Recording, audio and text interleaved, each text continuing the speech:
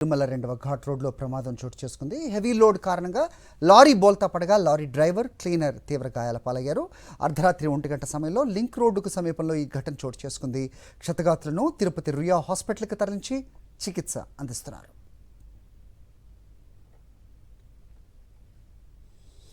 ఘటనపై అప్డేట్స్ మా కరెస్పాండెంట్ ప్రసాద్ అడిగి తెలుసుకుందాం. ప్రసాద్, చెప్పండి, హెవీ లోడే కారణమా మలుపులో ప్రమాదం జరిగినట్టుగా కనిపిస్తోంది?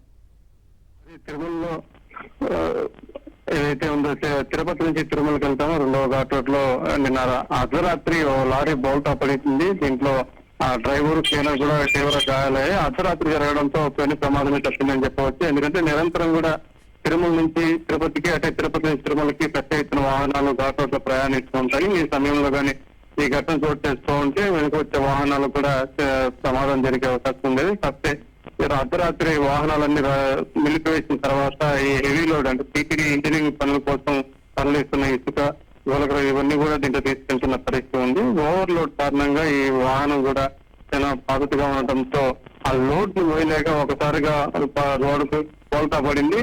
వెంటనే ఆ లారీకి ఉన్న టైర్లు కూడా, ముందు ఉన్న టైర్లు కూడా 2 ఊడిపడి పక్కన పడిపోయిన పరిస్థితి ఉంది. ఈ సంఘటన ఘాట్ రోడ్ లో కలకలం అయిపోయింది. ఎందుకంటే భారీ వాహనాలన్నీ కూడా అర్ధరాత్రి తర్వాత అనుమతించడం జరుగుతుంది. టీటీడీ ఇంజనీరింగ్ పనుల కోసం ప్రతిరోజు కూడా నిత్యం దాదాపు 20 నుంచి 30 లారీల దాకా రాత్రి వాహనాల్లో ఈ సరుకులన్నీ కూడా తిరుమలకి తీసుకుపోయే పరిస్థితి ఉంటుంది.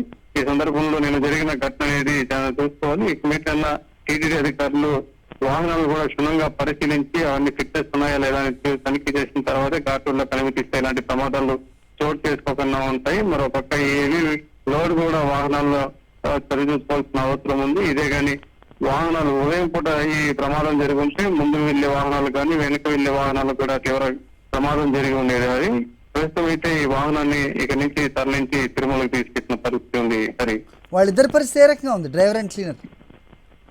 ఈ వాహనాన్ని నడుపుతున్న డ్రైవర్, క్లీనర్ కూడా గాయాలు పడినాయి.